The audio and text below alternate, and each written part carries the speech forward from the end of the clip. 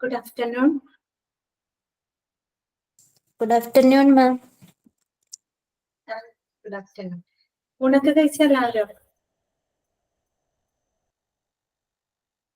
ഇന്ന് ആൾക്കാർ കുറവാണല്ലോ. എന്ത് പറ്റി? ശ്രീകൃഷ്ണ ജയന്തി ആയിട്ടാണോ? എല്ലാരും ലീവ് എന്ന് വിചാരിച്ചിട്ടുണ്ടാവും. ആണോ? ഓക്കെ, ലീവ് അല്ല കേട്ടോ. ഞാൻ കരുതി എന്താണെന്ന് കുട്ടികൾ വളരെ കുറവാണല്ലോ. ഓക്കെ, എല്ലാരും ഭക്ഷണമൊക്കെ കഴിച്ചിട്ടല്ലേ ഇരിക്കണേ? കഴിഞ്ഞ ദിവസം ക്ലാസ്സിൽ എടുത്തത് വായിച്ചു നോക്കിയിരുന്നോ നിങ്ങള്? നമ്മൾ കഴിഞ്ഞ ദിവസം പുതിയൊരു ചാപ്റ്റർ സ്റ്റാർട്ട് ചെയ്തിരുന്നു അല്ലെ? എന്തായിരുന്നു? ഡിഫറെന്റ് ഡിപ്പാർട്ട്മെന്റ്സ് ഇൻ ഹോസ്പിറ്റൽ അല്ലെ? അതാണ് നമ്മൾ കഴിഞ്ഞ ദിവസം ക്ലാസ്സിൽ സ്റ്റാർട്ട് ചെയ്തത്. ജസ്റ്റ് ഒരു പേജ് മാത്രമേ നമ്മൾ എടുത്തിരുന്നുള്ളൂ. നിങ്ങൾ വായിച്ചു നോക്കിയിരുന്നോ? വായിച്ചു മിസ്. വായിച്ചു അല്ലെ? അപ്പൊ ഒന്ന് പറഞ്ഞേ, നമ്മുടെ ഹോസ്പിറ്റൽ ഡിപ്പാർട്ട്മെന്റിനെ പ്രധാനമായിട്ട് നമ്മൾ എത്രയായിട്ടാണ് ക്ലാസിഫൈ ചെയ്തത്? ഒരാള് പറഞ്ഞു. എന്താണ് മോളെ?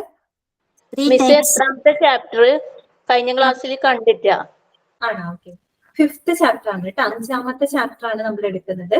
ഡിഫറെന്റ് ഡിപ്പാർട്ട്മെന്റ്സ് ഇൻ ഹോസ്പിറ്റൽ കേട്ടോ. 5ാമത്തെ ചാപ്റ്റർ ആണ്, മൊഡ്യൂൾ 1 ചാപ്റ്റർ ആണ് കേട്ടോ. ഓക്കെ, അപ്പോ റെക്കോർഡ് ക്ലാസ് കണ്ടോളൂ കേട്ടോ. ഷിഫ അല്ലേ ചോദിച്ചത്? അല്ല മിസ്, രേഷ്മയാണ് മിസ്. രേഷ്മയാണോ ചോദിച്ചത്? Okay okay. അപ്പൊ രേഷ്മ റെക്കോർഡഡ് ക്ലാസ് കണ്ടോളൂ കേട്ടോ. കഴിഞ്ഞ ക്ലാസ്സിൽ കയറിയില്ലല്ലോ, അപ്പൊ അതൊന്ന് കണ്ടോളൂ കേട്ടോ. ഓക്കെ.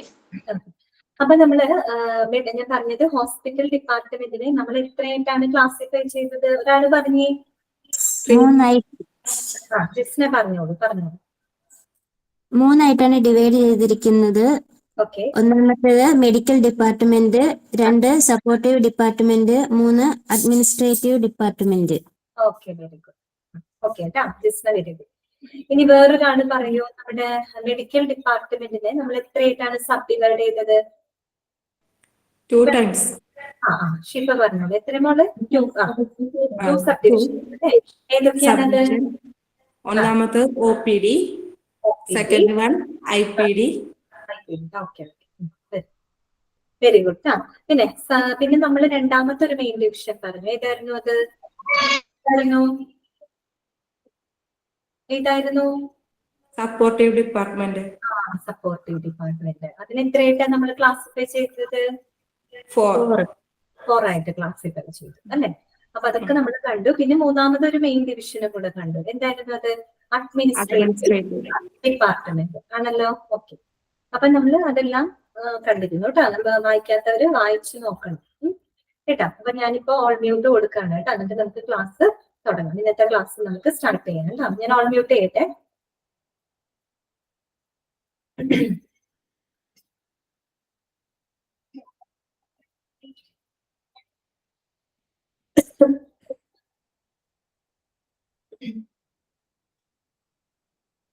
അപ്പൊ നമ്മള് ഹോസ്പിറ്റൽ ഡിപ്പാർട്ട്മെന്റിനെ പ്രധാനമായിട്ടും നമ്മൾ 3 ആയിട്ടാണ് ക്ലാസിഫൈ ചെയ്തത്. എന്തൊക്കെയായിരുന്നു? Medical department, supportive department, administrative department അല്ലെ? അതിനകത്ത് നമ്മൾ മെഡിക്കൽ ഡിപ്പാർട്ട്മെന്റിനെ വീണ്ടും നമ്മൾ 2 ആയിട്ട് നമ്മൾ സബ് ഡിവൈഡ് ചെയ്തിരുന്നു. ഏതൊക്കെയാണത്? 1 OPD, 2 IPD അല്ലെ? ഇനി നമ്മൾ ഇന്നത്തെ ക്ലാസ്സിൽ കാണാൻ പോകുന്നത് what services are provided by these 2 departments അല്ലെ? ഈ OPD എന്ന് പറയുന്ന ആ ഒരു ഡിപ്പാർട്ട്മെന്റും IPD ഡിപ്പാർട്ട്മെന്റും എന്തെല്ലാം സേവനങ്ങളാണ് പേഷ്യൻസിന് കൊടുക്കുന്നത്? അതാണ് നമ്മൾ ഇന്നത്തെ ക്ലാസ്സിൽ ഇനി പഠിക്കാൻ പോകുന്നത് കേട്ടോ. അപ്പൊ നോക്കാം കേട്ടോ. Medical department. അപ്പൊ നോക്കിയേ, ഒരു ടാബുലാർ കോളം നിങ്ങൾ കണ്ടിട്ടുണ്ടാവും. അതിനകത്ത് 2 കാര്യങ്ങളാണ്. ഒന്ന് ഇൻപേഷ്യന്റ് സർവീസസ്, രണ്ടാമത്തെ എന്താണ്? ഔട്ട് പേഷ്യന്റ് സർവീസസ് അല്ലെ? അപ്പോ എന്താണ് ഇൻപേഷ്യന്റ്? ഗുഡ് ആഫ്റ്റർനൂൺ ട്ടാ. Good afternoon. അപ്പൊ നമ്മുടെ ഇൻപേഷ്യന്റ് ഡിപ്പാർട്ട്മെന്റ് നമുക്ക് തരുന്ന സേവനങ്ങളെയാണ് നമ്മൾ എന്ത് പറയുന്നത്? ഇൻപേഷ്യന്റ് സർവീസസ് എന്ന് പറയുന്നത് അല്ലെ? ഇൻപേഷ്യന്റ് എന്ന് പറഞ്ഞാൽ ആരാണ് ഇൻപേഷ്യന്റ്? നിങ്ങൾക്കറിയാലോ. ആരാണ് ഇൻപേഷ്യന്റ്? അറിയില്ല ആർക്കും? ആരാണ് ഇൻപേഷ്യന്റ് എന്ന് പറഞ്ഞു കഴിഞ്ഞാല്? ജിസ്ന കറക്റ്റ് ആണ് കേട്ടോ. അഡ്മിറ്റഡ് ആയിട്ടുള്ള പേഷ്യൻസ് അല്ലെ, അതായത് the patients who are admitted at least for 24 hours അല്ലെ, in order to receive their medical care and treatment അല്ലെ, അവരുടെ ആ ഒരു ചികിത്സയ്ക്ക് വേണ്ടിയിട്ട് അല്ലെങ്കിൽ പരിചരണത്തിന് വേണ്ടിയിട്ട് അറ്റ്ലീസ്റ്റ് ഒരു 24 hour എങ്കിലും, എന്ന് വെച്ചാൽ എന്താണ്, ഒരു ദിവസമെങ്കിലും അഡ്മിറ്റ് ആകുന്ന പേഷ്യൻസ് അല്ലെ, അവരെയാണ് നമ്മൾ എന്ത് പറയുന്നത്? ഇൻ പേഷ്യൻസ് എന്ന് പറയുന്നത് അല്ലെ. ഹോസ്പിറ്റലിൽ അഡ്മിറ്റ് ആകുന്ന പേഷ്യൻസിനെ നമ്മൾ ഇൻ പേഷ്യൻസ് എന്നാണ് പറയുക. അപ്പൊ ചിലപ്പോൾ ഇൻ പേഷ്യൻസിന് കൊടുക്കുന്ന ഒരുപാട് സേവനങ്ങളുണ്ട് നമുക്ക് പഠിക്കാനായിട്ട്. പ്രധാനമായിട്ടും ഇൻ പേഷ്യൻസ് അഡ്മിറ്റ് ആയി പറഞ്ഞാണ്, പേഷ്യൻസ് അഡ്മിറ്റ് ആകുമ്പോൾ അവർക്ക് എന്തൊക്കെ കിട്ടുന്നുണ്ട്? ഒരു കോംപ്രിഹെൻസീവ് ആയിട്ടുള്ള ഒരു കെയർ കിട്ടും അല്ലെ, കുറച്ചും കൂടെ സമഗ്രമായിട്ടുള്ള ഒരു ശ്രദ്ധ അവർക്ക് കിട്ടും. അതുപോലെ തന്നെ എന്താണ്, 24/7 മോണിറ്ററിങ് ഉണ്ടായിരിക്കും അല്ലെ. അവരെ എന്താണ് ഓരോ സമയവും നിരീക്ഷിച്ചുകൊണ്ടിരിക്കും. കാര്യം എന്താണ്, അവരുടെ അസുഖത്തിന്റെ തരം അങ്ങനെ ആയിരിക്കും അല്ലെ. ചിലപ്പോൾ അവരുടെ അസുഖം വല്ല ഗുരുതരാവസ്ഥയിലുള്ളതോ അല്ലെങ്കിൽ പ്രത്യേക സ്പെഷ്യൽ കെയറോ വേണ്ടിയിട്ടുള്ള അസുഖങ്ങൾ ഉള്ളവരെയാണ് സാധാരണ നമ്മൾ ഹോസ്പിറ്റലിൽ അഡ്മിറ്റ് ചെയ്യുക അല്ലെ. അപ്പൊ അവർക്ക് എന്തൊക്കെ ലഭിക്കും? കോംപ്രിഹെൻസീവ് ആയിട്ടുള്ള കെയർ വേണം അല്ലെ, കുറച്ചും കൂടി സമഗ്രമായിട്ടുള്ള ഒരു പരിചരണം കിട്ടും, സ്പെഷ്യലൈസ്ഡ് കെയർ ഉണ്ടായിരിക്കും. അതുപോലെ തന്നെ 24/7 മോണിറ്ററിംഗ് ഉണ്ടായിരിക്കും അല്ലെ, അവരെപ്പോഴും നമ്മൾ ഒബ്സർവ് ചെയ്തുകൊണ്ടിരിക്കും. പിന്നെ മാത്രമല്ല പല സ്പെഷ്യലൈസ്ഡ് ഡോക്ടേഴ്സിനെയും അവർക്ക് കൺസൾട്ട് ചെയ്യാനുള്ളൊരു അവസരമുണ്ട് അല്ലെ. അപ്പൊ അങ്ങനെയുള്ള ആളുകളെ നമുക്ക് എന്ത് പറയാം? അങ്ങനെ അഡ്മിറ്റ് ആവുന്ന പേഷ്യൻസിന് നമുക്ക് ഇൻ പേഷ്യൻസ് എന്നാണ് പറയുന്നത്. ഓക്കെ, ഇനി ഈ ഇൻ പേഷ്യൻസിന് സാധാരണ ഹോസ്പിറ്റലുകളിൽ കൊടുക്കുന്ന സേവനങ്ങൾ എന്തൊക്കെയാണ്? അതാണ് ആദ്യത്തെ കോളത്തിനകത്ത് കൊടുത്തിരിക്കുന്നത്. In patient services. എന്തൊക്കെ ഇൻ പേഷ്യന്റ് സർവീസസ് ആണെന്ന് നോക്കിക്കേ. ഫസ്റ്റ് വൺ എന്താണ് പറയുന്നത്?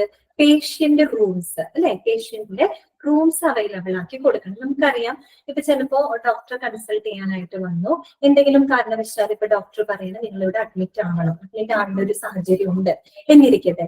അപ്പൊ പേഷ്യൻസ് സാധാരണ ചില പേഷ്യൻസ് എന്ത് ചെയ്യും? അവർ ഡിമാൻഡ് ചെയ്യുന്നത് റൂം ആയിരിക്കും അല്ലെ, റൂം ആയിരിക്കും അവർ ഡിമാൻഡ് ചെയ്യുന്നത്. എല്ലാ രോഗികളും അല്ലാട്ടോ, ചില രോഗികളൊക്കെ എന്ത് ചെയ്യും? അവർക്ക് റൂംസ് ആയിരിക്കും അവർ പ്രിഫർ ചെയ്യുക. കാര്യം എന്താ? അവരുടെ ഒരു പ്രൈവസി അല്ലെ, അതിനൊക്കെ വേണ്ടിയിട്ടായിരിക്കാം അവര് റൂം ആവശ്യപ്പെടുക. അങ്ങനെ റൂം ആവശ്യപ്പെടുന്ന സമയത്ത് എന്തുണ്ടായിരിക്കണം? ഹോസ്പിറ്റലുകാര് റൂംസ് അവൈലബിൾ ആക്കി അവർക്ക് കൊടുത്തിരിക്കണം. അപ്പൊ അവരുടെ ഒന്നാമത്തെ സേവനം എന്താണ്? പേഷ്യന്റ് റൂംസ് ആണ് അല്ലെ, പേഷ്യന്റ് റൂംസ് ആണ്. അടുത്തെന്താണ്? പേഷ്യന്റ് വാർഡ്സ് അല്ലെ, വാർഡുകൾ. നമുക്കറിയാലോ, ചിലവരെന്തായിരിക്കും റൂം ഒന്നും ആവില്ല അവർ ഓപ്റ്റ് ചെയ്യുന്നുണ്ടാവും, ചിലപ്പോ വാർഡ് തന്നെ മതി എന്ന് പറയും. കാര്യം എന്താണ്? ഇപ്പൊ റൂമൊക്കെ എടുക്കുമ്പോൾ കുറച്ച് എക്സ്പെൻസ് ഉണ്ടാവും അല്ലെ, കുറച്ച് ചെലവ് കൂടുതലാണ്. അതേസമയം നമ്മൾ വാർഡിനാകുമ്പോൾ നമുക്ക് അത്രയും ചെലവ് വരില്ല. പിന്നെ മാത്രമല്ല 5-6 ബെഡ്സും കാര്യങ്ങളൊക്കെ ഉണ്ടായിരിക്കും അല്ലെ, ഇടയ്ക്ക് ഓരോ ബെഡ്സിന്റെ ഇടയിലും ചെറിയ ഗ്യാപ്പും കാര്യങ്ങളൊക്കെ ഉണ്ടായിരിക്കും. പിന്നെ അത്യാവശ്യം ഒരു പേഷ്യന്റിന് വെക്കാനുള്ള സൗകര്യങ്ങളും എല്ലാം അടങ്ങുന്നുണ്ടാവും അല്ലെ, ഒരു ബെഡിനോട് ചേർന്നുണ്ടാവും. അതാണ് വാർഡ്സ്. വാർഡ്സ് എന്താണെന്നൊന്നും ഞാൻ പറഞ്ഞു തരേണ്ട ആവശ്യമില്ല, നമുക്ക് എല്ലാവർക്കും അറിയാം അല്ലെ. അപ്പൊ പേഷ്യന്റ് വാർഡ്സ് അത് ഒരു സേവനമാണ്. ആർക്ക് കൊടുക്കുന്ന സേവനമാണ്? ഇൻ പേഷ്യൻസിന് കൊടുക്കുന്ന സേവനമാണ്. ക്ലിയർ? അടുത്തത് എന്താണ്? ഇന്റൻസീവ് കെയർ യൂണിറ്റ് അല്ലെ, ICU അല്ലെ. എന്താണ് ICU? ഇന്റൻസീവ് കെയർ യൂണിറ്റ് അല്ലെ, തീവ്ര പരിചരണ വിഭാഗം. ഇപ്പോ ഏതെങ്കിലും കാരണവശാല് ഹോസ്പിറ്റലിൽ അഡ്മിറ്റ് ആയിട്ട് കിടക്കുന്ന ഒരു ഇൻപേഷ്യന്റിന് അവരുടെ രോഗം മൂർച്ഛിക്കോ അല്ലെങ്കിൽ ഗുരുതരമാകുന്ന ഒരു അവസ്ഥയാണെങ്കിൽ അവർക്ക് എന്ത് കൊടുക്കേണ്ടി വരും? നമ്മുടെ ഒരു സ്പെഷ്യൽ കെയർ കൊടുക്കേണ്ടതായിട്ട് വരും വേണ്ടേ? അപ്പൊ എന്ത് ചെയ്യണം? അവരെ ചിലപ്പോ ഇന്റൻസീവ് കെയർ യൂണിറ്റ് അഥവാ ICUലേക്ക് അവരെ ട്രാൻസ്ഫർ ചെയ്യും. അപ്പൊ ഒരു ഹോസ്പിറ്റലില് ഇൻ പേഷ്യൻസിന് കൊടുക്കുന്ന മറ്റൊരു സർവീസ് ആണ് എന്തെന്ന് പറയുന്നത്? ICU അഥവാ ഇന്റൻസീവ് കെയർ യൂണിറ്റ് എന്ന് പറയുന്നത്. ക്ലിയർ ആയല്ലോ? പിന്നെ നെക്സ്റ്റ് എന്താണ് വരുന്നത്? ഓപ്പറേഷൻ തിയേറ്റർ വേണ്ടേ? ഓപ്പറേഷൻ തിയേറ്റർ വേണ്ടേ? ഏതെങ്കിലും സാഹചര്യത്താല് എന്തെങ്കിലും അസുഖങ്ങൾ വരുമോ അല്ലെങ്കിൽ ആക്സിഡന്റ് സംഭവിക്കോ അങ്ങനെയൊക്കെ ഉണ്ടായി കഴിഞ്ഞാൽ അവർക്ക് ചിലപ്പോ ഇമീഡിയറ്റ് സർജറി ഒക്കെ വേണ്ടതായിട്ട് വരും. അപ്പൊ എന്തുണ്ടായിരിക്കണം അവിടെ? എന്തിനുള്ള ഫെസിലിറ്റി ഉണ്ടായിരിക്കണം? ഓപ്പറേഷൻ തിയേറ്റർ ഫെസിലിറ്റീസ് ഉണ്ടായിരിക്കണം.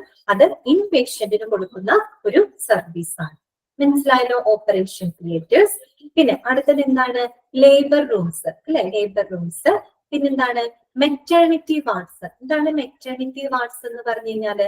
പ്രസവ വാർഡുകളാണ് കേട്ടോ. പ്രസവ വാർഡുകളെയാണ് നമ്മൾ മെറ്റേണിറ്റി വാർഡ്സ് എന്ന് പറയുന്നത്.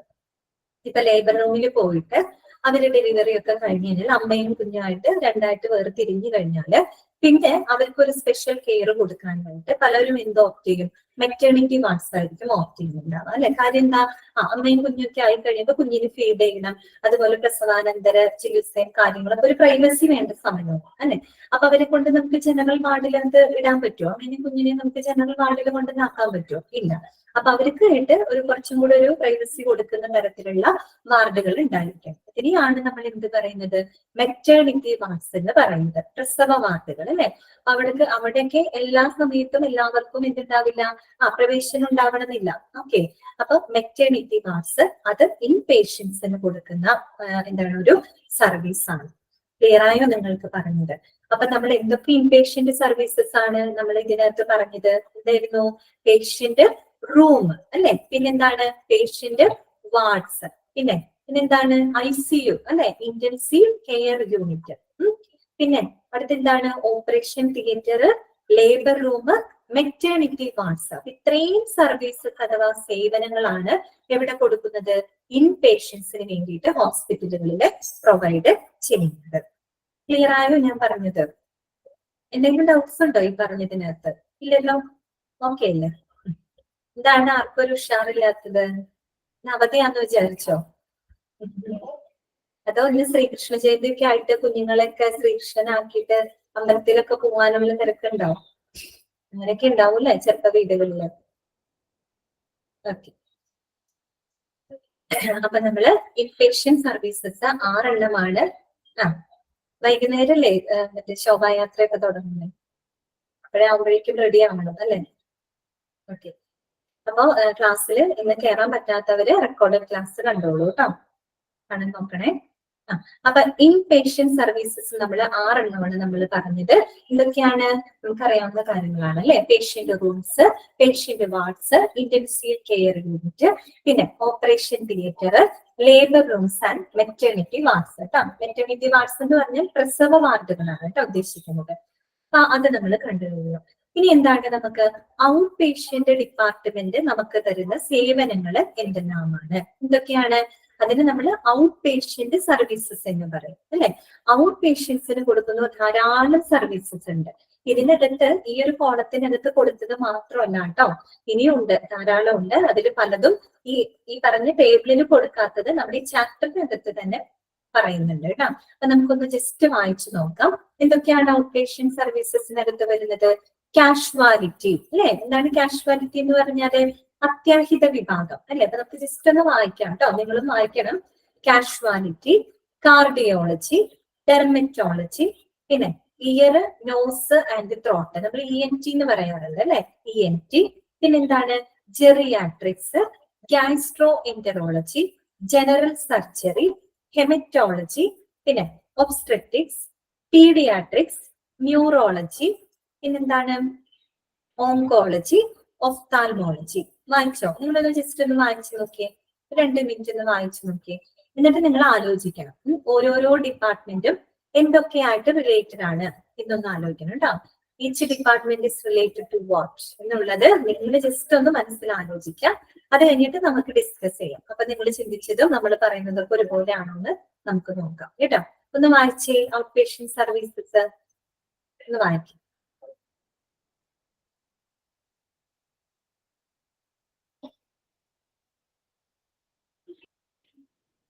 ഓക്കെ, വായിച്ചല്ലോ. അപ്പൊ ആദ്യം നമ്മൾ എന്താ പറഞ്ഞത്? കാഷ്വാലിറ്റി അല്ലെ. എന്താണ് കാഷ്വാലിറ്റി എന്ന് പറഞ്ഞാല്? എന്താണ് കാഷ്വാലിറ്റി നിങ്ങൾക്ക് അറിയാലോ? എന്തായിരിക്കും കാഷ്വാലിറ്റി എന്ന് പറഞ്ഞു കഴിഞ്ഞാല്? ഷിജിന, 24 hours അല്ലെ. 24 hours വർക്ക് ചെയ്യുന്ന ഒരു ഡിപ്പാർട്ട്മെന്റ് ആണ് ഇത് കാഷ്വാലിറ്റി. എന്താ നമ്മൾ അതിനെ പറയാം? എമർജൻസി ഡിപ്പാർട്ട്മെന്റ് അല്ലെ. എമർജൻസി ഡിപ്പാർട്ട്മെന്റ്, ഷംസീർ കറക്റ്റ് ആണ് കേട്ടോ. എമർജൻസി ഡിപ്പാർട്ട്മെന്റ് അഥവാ അത്യാഹിത വിഭാഗം അല്ലെ. നമുക്ക് എന്തെങ്കിലും എമർജൻസി ആയിട്ട് എന്തെങ്കിലും ഇഷ്യൂ ഉണ്ട്, നമുക്കൊരു പെട്ടെന്ന് ചെസ്റ്റ് പെയിൻ വന്നു, നെഞ്ചുവേദന വന്നു, അല്ലെങ്കിൽ ആക്സിഡന്റ് സംഭവിച്ചു, മറ്റെന്ത് പ്രശ്നങ്ങൾ വന്നാലും നമ്മൾ ആദ്യം ഹോസ്പിറ്റലിലേക്ക് പോകുന്നത് എങ്ങോട്ടായിരിക്കും? കാഷ്വാലിറ്റിയിലേക്കായിരിക്കും അല്ലെ. അത്യാഹിത വിഭാഗത്തിലേക്കല്ലേ നമ്മൾ ചെല്ലാം. അല്ലാണ്ട് സാധാരണ ഹോസ്പിറ്റലിൽ പോയി അവിടെ നിന്ന് മറ്റേ OP ടിക്കറ്റ് എടുത്തിറങ്ങി രജിസ്ട്രേഷൻ ഒക്കെ കഴിഞ്ഞ് അങ്ങനെയാണോ നമ്മൾ ചെയ്യാം? അല്ല, നമ്മൾ ഫസ്റ്റ് തന്നെ പോകുന്നത് എങ്ങോട്ടായിരിക്കും? കാഷ്വാലിറ്റിയിലേക്കായിരിക്കും അല്ലെ. എമർജൻസി കേസുകളെല്ലാം തന്നെ വരുന്നത് കൊണ്ട് അത് 24 hour അല്ലെ. ഷിജിനയല്ലേ പറഞ്ഞത്? 24 hour എന്തായിരിക്കും വർക്ക് ചെയ്യുന്ന ഒരു ഡിപ്പാർട്ട്മെന്റ് ആണ് അല്ലെ. അല്ലേ? അപ്പൊ ജസ്റ്റ് വേണമെങ്കിൽ ഒന്ന് എഴുതി വെച്ചോളൂ കേട്ടോ. ഞാൻ പ്രത്യേകം പറയാണ്, അറിയുന്നവര് എഴുതി വെക്കണമെന്നില്ല കേട്ടോ. അറിയാത്തവരുണ്ടെങ്കിൽ ജസ്റ്റ് ഒരു സെന്റൻസ് എഴുതി വെച്ചോളൂ. കാര്യം ചിലവര് ലെക്ചർ നോട്ട് പോലെ എഴുതുന്ന ആളുകളൊക്കെ ഉണ്ടായിരിക്കും. ഓക്കെ, അപ്പൊ അവർക്കായിട്ടാണ് ഞാൻ പറയുന്നത്. മിക്കവർക്കും ഇതൊക്കെ അറിയുന്നതായിരിക്കും കേട്ടോ. അറിയുന്നവര് എഴുതണമെന്നില്ല, അറിയാത്തവരുണ്ടെങ്കിൽ എഴുതിയെടുത്തോളൂ. ജസ്റ്റ് ഞാനൊന്ന് പറയാം എന്താണ് കാഷ്വാലിറ്റി കേട്ടോ. ടൈപ്പ് ചെയ്യുന്നില്ല, പറയുന്നുണ്ട് കേട്ടോ. Department handles the problem of patients who have brought by an ambulance in an emergency. കിട്ടിയൊന്നുകൂടെ വായിക്കാം. കാഷ്വാലിറ്റി എന്താണ്? The department handles the problem of patients who have brought by an ambulance in an emergency. മനസ്സിലായല്ലോ? അതായത് emergency സിറ്റുവേഷനിൽ, അടിയന്തര സാഹചര്യങ്ങളിൽ ആംബുലൻസിലൊക്കെ കൊണ്ടുവരുന്ന പേഷ്യൻസിനെ അവരുടെ പ്രശ്നങ്ങളെയൊക്കെ കൈകാര്യം ചെയ്യുന്ന ഒരു ഡിപ്പാർട്ട്മെന്റ് ആണ് എന്തെന്ന് പറയുന്നത് നമ്മളുടെ കാഷ്വാലിറ്റി അഥവാ അത്യാഹിത വിഭാഗം. നമ്മൾ ആംബുലൻസിൽ കൊണ്ടുവരിക എന്നുള്ളത് പ്രത്യേകം പറഞ്ഞിരിക്കുന്ന വെച്ചാൽ അത്ര എമർജൻസി ആയിട്ടുള്ള സിറ്റുവേഷനിൽ വരുന്ന പേഷ്യൻസ് ആ അർത്ഥത്തിനാണ് കേട്ടോ. ആംബുലൻസിൽ മാത്രമല്ല പല വാഹനങ്ങളിലും നമുക്ക് കൊണ്ടുവരാൻ പറ്റും. എന്താണ് ഫാത്തിമ ഒന്നുകൂടെ പറയാമോ? ഒന്നുകൂടെ പറയാം. കാഷ്വാലിറ്റി എന്ന് പറഞ്ഞാല് ദ ഡിപ്പാർട്ട്മെന്റ് ഹാൻഡിൽസ്, കൈകാര്യം ചെയ്യുന്നത് കേട്ടോ, handles the problem of patients who have brought by an ambulance in an emergency. കിട്ടിയല്ലോ? കാര്യം നമ്മള് ഇതെല്ലാം തന്നെ ഡീറ്റെയിൽഡ് ആയിട്ട് ഈ ഒരു ചാപ്റ്ററിനകത്ത് പറയുന്നുണ്ട് കേട്ടോ. എന്നാലും ഞാൻ ജസ്റ്റ് ഈ ടേംസ് വന്നത് നിങ്ങൾക്ക് പെട്ടെന്ന് ഓർക്കാൻ വേണ്ടിയിട്ടാണ് ഞാൻ ചെറിയ സെന്റൻസ് ആക്കി പറയുന്നത് കേട്ടോ. അപ്പൊ ആവശ്യമുള്ളവർ എഴുതിയെടുക്കാം, അല്ലാത്തവർ കേൾക്കാം. ഓക്കെ, നെക്സ്റ്റ് അടുത്ത എന്താണ്? കാർഡിയോളജി അല്ലെ? കാർഡിയോളജി എന്താന്ന് എല്ലാവർക്കും അറിയാം. പറഞ്ഞേ എന്തായിരിക്കും? സിദ്ദിഖ് കറക്റ്റ് ആണ് കേട്ടോ. ഹാർട്ട്. ശ്രീലക്ഷ്മി, ഷംസിയ എല്ലാവരും ആൻസർ ചെയ്യുന്നുണ്ട്. ഫാത്തിമ, ഓക്കെ, അലീന, ഷിജിന എല്ലാവരും കണ്ടോട്ടോ. മെസ്സേജ് കറക്റ്റ് ആണ് കേട്ടോ. ഹാർട്ടുമായിട്ട് റിലേറ്റ് ചെയ്ത അല്ലെങ്കിൽ ഹൃദയവുമായിട്ട് ബന്ധപ്പെട്ട അസുഖങ്ങള്, അവയുടെ രോഗനിർണയം, ചികിത്സയ്ക്കായിട്ട് ബന്ധപ്പെട്ടിട്ടുള്ള ഒരു വിഭാഗം അല്ലെ മെഡിക്കൽ ഡിപ്പാർട്ട്മെന്റിനെയാണ് നമ്മൾ എന്ത് പറയുന്നത്? കാർഡിയോളജി ഡിപ്പാർട്ട്മെന്റ് എന്ന് പറയുന്നത്. ജസ്റ്റ് വേണമെങ്കിൽ ഒന്ന് എഴുതി വെച്ചോളൂ കേട്ടോ. എഴുതിക്കോളൂ.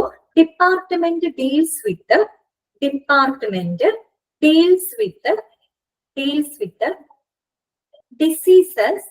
diseases and defects of the heart. ഒന്നുകൂടെ വായിക്കാം. എന്താണ് കാർഡിയോളജി? ഞാൻ വളരെ സിമ്പിൾ സെന്റൻസിലാണ് കേട്ടോ പറയുന്നത്. നിങ്ങൾക്ക് ജസ്റ്റ് ഒന്ന് അറിയാൻ വേണ്ടി മാത്രം. Department deals with diseases and defects of the heart. കിട്ടിയില്ലേ? അതായത് ഹൃദയ ചികിത്സയുമായിട്ട് അല്ലെങ്കിൽ ഹൃദയവുമായിട്ട് ബന്ധപ്പെട്ട അസുഖങ്ങളെയും അതുപോലെ അതിന്റെ രോഗങ്ങളെയും ചികിത്സയൊക്കെ കൈകാര്യം ചെയ്യുന്ന ഒരു മെഡിക്കൽ ഡിപ്പാർട്ട്മെന്റ് ആണ് കാർഡിയോളജി. ഓക്കെ ആണല്ലോ? നെക്സ്റ്റ് വരുന്നതാണ് എന്ത്?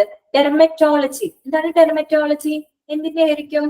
Skin. Okay, Siddique skin, Shamsiya okay. Skin മാത്രമല്ല കേട്ടോ അതിനകത്ത് വരുന്നത്. നമുക്ക് പെട്ടെന്ന് സ്കിന്നാണ് വരുന്നത്. സ്കിന്ന് മാത്രമല്ല, നമ്മളുടെ തലമുടി ഉണ്ടല്ലോ, അതുപോലെ ഹെയർ, അതുപോലെ തന്നെ നെയില്, നഖങ്ങൾ കേട്ടോ. അപ്പൊ നമ്മുടെ പ്രധാനമായിട്ടും നമ്മുടെ സ്കിന്ന്, അതുപോലെ തന്നെ നെയില്, ഹെയർ, ഇവയുമായിട്ടൊക്കെ ബന്ധപ്പെട്ട ഒരു ചികിത്സാ വിഭാഗമാണ് ഡെർമറ്റോളജി എന്ന് പറയുന്നത്. അതെന്നെ സ്കിൻ കേട്ടോ. അപ്പൊ എഴുതിക്കോളൂ. എന്താണ് dermatology? Branch of medicine concerned with, concerned എന്ന് വെച്ചാൽ എന്താണ്? ബന്ധപ്പെട്ടിരിക്കുന്നത് കേട്ടോ. CONCERNED, concerned with diagnosis, treatment and prevention of skin, hair and nails, diseases and disorders. കിട്ടിയോ? ഒന്നുകൂടെ വായിക്കാം. Branch of medicine concerned with diagnosis, treatment and prevention of skin, hair and nails diseases and disorders. കിട്ടിയല്ലോ. എന്താണ് നമ്മളുടെ പറഞ്ഞ skin, അതുപോലെ hair, nails ഇവയുമായിട്ടൊക്കെ ബന്ധപ്പെട്ടിരിക്കുന്ന ഒരു ചികിത്സാ വിഭാഗത്തിനെയാണ് നമ്മൾ ഡെർമറ്റോളജി എന്ന് പറയുന്നത് കേട്ടോ. ക്ലിയർ ആണല്ലോ. ഇനി നെക്സ്റ്റ് എന്താണ്, നമുക്ക് എല്ലാവർക്കും അറിയാവുന്നതാണ് ENT അല്ലെ, ear, nose and throat. ENT just ഒന്ന് എഴുതി വെച്ചോളൂ. മെഡിക്കൽ ENT ആണ് കേട്ടോ പറയുന്നത്. Medical speciality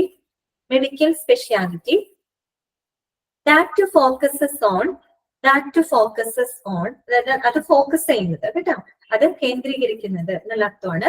that focuses on ears, ചെവി കേട്ടോ, ears, പിന്നെ നോസ് ആൻഡ് ത്രോട്ട്.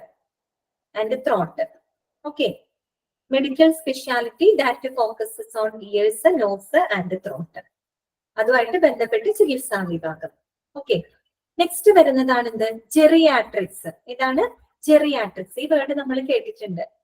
നിങ്ങൾ ക്ലാസ് കണ്ടവർക്ക് അറിയാൻ പറ്റും. നമ്മൾ ക്ലാസിഫിക്കേഷൻ ഓഫ് ഹോസ്പിറ്റൽ പറഞ്ഞപ്പോ അതിനകത്ത് ലോങ് സ്റ്റേ ഹോസ്പിറ്റൽ പറഞ്ഞില്ലേ, അപ്പൊ അതിനകത്ത് നമ്മൾ ജെറിയാട്രിക് കെയർ സെന്റേഴ്സ് എന്നൊക്കെ പറഞ്ഞിരുന്നു. അന്ന് ക്ലാസ് കണ്ടവർക്ക് അറിയാൻ പറ്റും. അതെ കറക്റ്റ് ആണ് കേട്ടോ. പൂജ, ഷംസിയൊക്കെ കറക്റ്റ് ആണ്.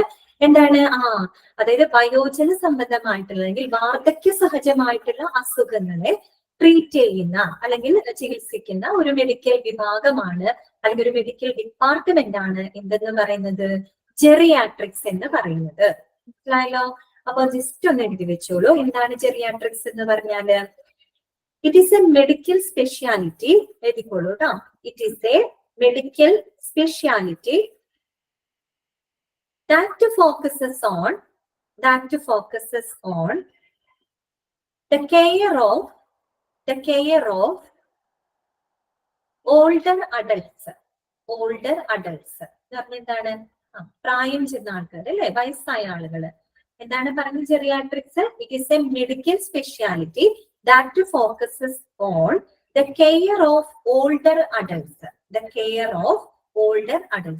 അതായത് വാർദ്ധക്യ സഹജമായിട്ടുള്ള അല്ലെങ്കിൽ വയോജന സംബന്ധമായിട്ടുള്ള അസുഖങ്ങളെയെല്ലാം ട്രീറ്റ് ചെയ്യുന്ന ഒരു മെഡിക്കൽ വിഭാഗമാണ് എന്തെന്ന് പറയുന്നത്, ജെറിയാട്രിക്സ് എന്ന് പറയുന്നത്. ക്ലിയർ ആണല്ലോ. നെക്സ്റ്റ് അടുത്തത് എന്താണ്, ഗ്യാസ്ട്രോ എൻറ്ററോളജി. എന്തായിരിക്കും പേരിൽ നിന്ന് നമുക്ക് കിട്ടും.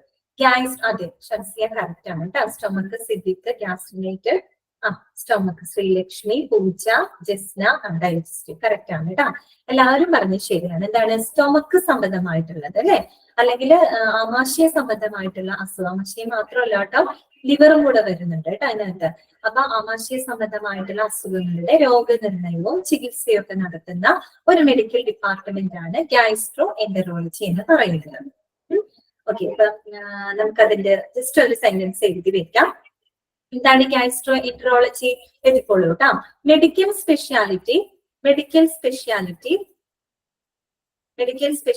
that focuses on the health of the digestive system and liver. കിട്ടിയാ? ഒന്നുകൂടെ പറയാം കേട്ടോ. എന്താണ് medical speciality that focuses on the health of the digestive system and liver. അതിനെയാണ് നമ്മൾ എന്ത് പറയുന്നത്, ഗ്യാസ്ട്രോ എൻറ്ററോളജി എന്ന് പറയുന്നത്. കേട്ടല്ലോ. ആമാശയ സംബന്ധമായിട്ടുള്ള അസുഖങ്ങൾ അവയുടെ ചികിത്സയ്ക്കായിട്ട് ബന്ധപ്പെട്ട വിഭാഗമാണ് കേട്ടോ ഗ്യാസ്ട്രോ എൻറ്ററോളജി എന്ന് പറയുന്നത്. നെക്സ്റ്റ് വരുന്നത് എന്താണ്, ജനറൽ സർജറി. ആ പേര് കേട്ടാൽ തന്നെ നമുക്കറിയാം അല്ലെ. സർജിക്കൽ പ്രൊസീജിയേഴ്സ് ഒക്കെ ചെയ്യുന്ന ഒരു ഡിപ്പാർട്ട്മെന്റ് ആണ്. ജനറൽ ആയിട്ടുള്ള എല്ലാ സർജറികളും ചെയ്യുന്ന ഒരു ഡിപ്പാർട്ട്മെന്റ് ആണ് ജനറൽ സർജറി എന്ന് പറയുന്നത്. ജസ്റ്റ് വേണമെങ്കിൽ എഴുതി വെച്ചോളൂ. It is a surgical specialty that deals with a wide range of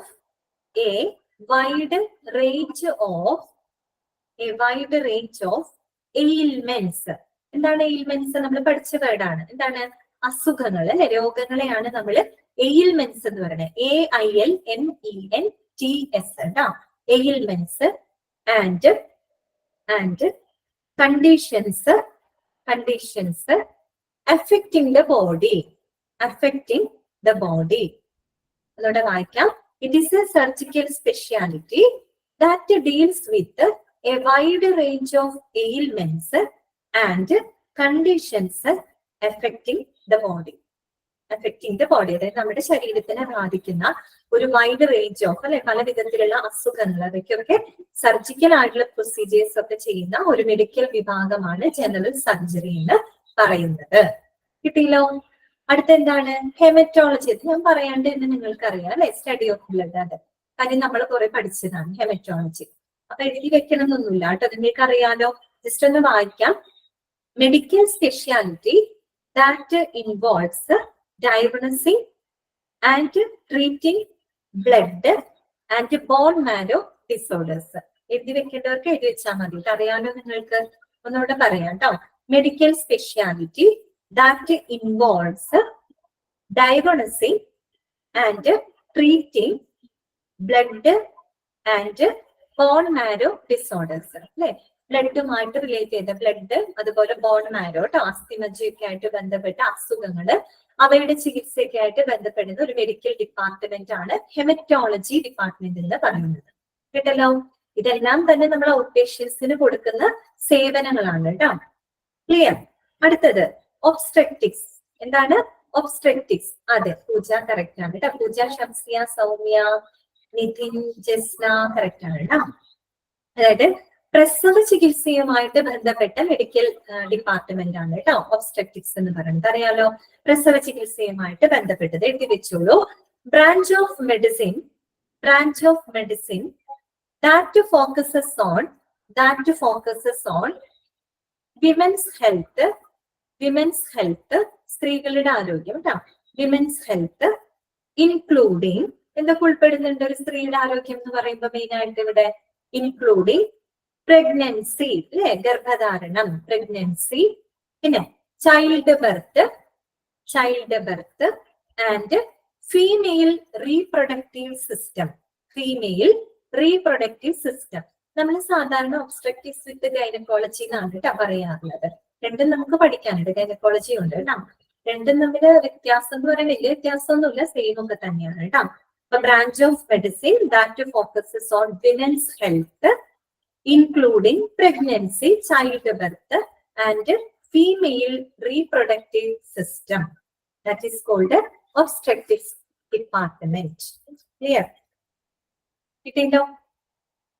പിന്നെ അടുത്ത് എന്താണ്? പീഡിയാട്രിക്സ്. അതെല്ലാവർക്കും അറിയാം അല്ലെ, അത് ചൈൽഡ് കെയർ ആണ് അല്ലെ. ശിശുരോഗവുമായിട്ട് ബന്ധപ്പെട്ടെങ്കിൽ ശിശുരോഗ ചികിത്സയൊക്കെ ആയിട്ട് ബന്ധപ്പെട്ടിട്ടുള്ള മെഡിക്കൽ ഡിപ്പാർട്ട്മെന്റ്. വേണമെങ്കിൽ ജസ്റ്റ് ഒന്ന് എഴുതി വെച്ചോളൂ. Branch of medicine that focuses on the health and care of children from birth to young അല്ലെ.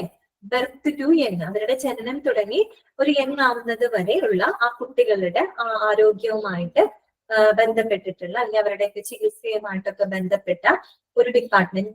രേഷ്മ ഒന്നുകൂടെ പറയണോ? ഒന്നുകൂടെ പറയാം. Branch of medicine that focuses on the health and care of children കുട്ടികളുടെ പരിചരണം കേട്ടോ. Care of children from birth to young കേട്ടോ. Birth to young കിട്ടിയല്ലോ. Branch of medicine that focuses on the health and care of children from birth to young. Okay, clear? നമ്മൾ ഇതെല്ലാം detail ആയിട്ട് ഈ ചാപ്റ്ററിനകത്ത് പറയുന്നുണ്ട്. പക്ഷെ ഞാൻ ഈ ടേംസ് പറഞ്ഞ കാരണം കൊണ്ട് എന്തെങ്കിലും ക്വസ്റ്റ്യൻസ് നിങ്ങൾക്ക് വരാണെങ്കിൽ സ്കിപ്പ് ആവണ്ടെന്ന് ഓർത്തിട്ടാണ് കേട്ടോ പറഞ്ഞു തരുന്നത്. ക്ലിയർ? ഇനി അടുത്തതാണ് ന്യൂറോളജി. എന്തായിരിക്കും ന്യൂറോളജി? അതെ, related to brain, nerves and brain കേട്ടോ. നമ്മളുടെ നാഡീവ്യവസ്ഥയുടെ ഭാഗം തന്നെയാണ് ബ്രെയിൻ എന്ന് പറയുന്നത്, തലച്ചോറ് കേട്ടോ. അതും കറക്റ്റ് ആണ്, നെർവ് ആൻഡ് ബ്രെയിൻ എന്ന് പറയാം. കാരണം നമ്മുടെ നെർവസ് സിസ്റ്റത്തിന്റെ ഭാഗം തന്നെയാണ് ബ്രെയിൻ എന്ന് പറയുന്നത് കേട്ടോ. അപ്പോ എഴുതിക്കോളൂ ന്യൂറോളജി അല്ലെ, നാഡീ സംബന്ധമായിട്ടുള്ള ചികിത്സാ വിഭാഗം അല്ലെ, നെർവുകളുമായിട്ട് ബന്ധപ്പെട്ടത്. എഴുതിക്കോളൂ. Branch of medicine concerned with the study and treatment of disorders of the nervous system. അതായത് നാഡീ സംബന്ധമായിട്ടുള്ള അല്ലെങ്കിൽ ഈ പറഞ്ഞ നെർവസ് സിസ്റ്റവുമായിട്ട് ബന്ധപ്പെട്ട അവയുടെ രോഗനിർണയം ചികിത്സയൊക്കെ ആയിട്ട് ബന്ധപ്പെടുന്ന ഒരു വിഭാഗം. That is known as neurology department. Okay, branch of medicine concerned with the study and treatment of disorders of the nervous system is called neurology. കിട്ടിയില്ല നിങ്ങൾക്ക്? ഇനി അടുത്ത എന്താണ്? ഓങ്കോളജി നമ്മൾ കേട്ടിട്ടുണ്ട്. എന്താണ്? ക്യാൻസർ സംബന്ധമായിട്ടുള്ള ചികിത്സാ വിഭാഗം അല്ലേ? അതല്ലേ? കറക്റ്റ് ആണ്, ഇത് എല്ലാവർക്കും അറിയാം. ഒന്നുകൂടെ പറയണോ? എന്താ നമ്മളെ പറയേണ്ടത്? ന്യൂറോളജി ആണോ പറയണ്ടേ? ഒന്നുകൂടെ പറയും. Neurology branch of medicine concerned with, concern ചെയ്യുന്ന ബന്ധപ്പെട്ടിരിക്കുന്നത് കേട്ടോ, concerned with the study and treatment of disorders of the nervous system.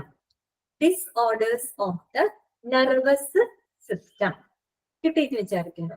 Next നമ്മൾ പറഞ്ഞത് ഓങ്കോളജി. എന്താണ് ഓങ്കോളജി? ക്യാൻസർ സംബന്ധമായിട്ടുള്ള ചികിത്സാ വിഭാഗം. That is called oncology. എഴുതിക്കോളൂ. ഓങ്കോളജി എന്ന് പറഞ്ഞാൽ it is a medical speciality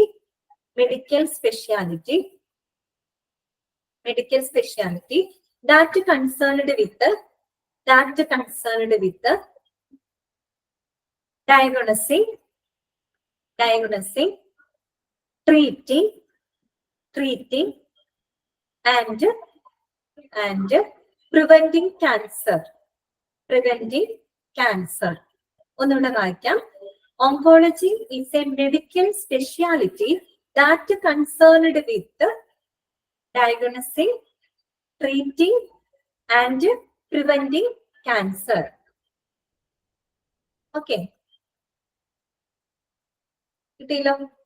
next വരുന്നതാണ് ഒപ്താൽമോളജി. എന്തായിരിക്കും ഒപ്താൽമോളജി?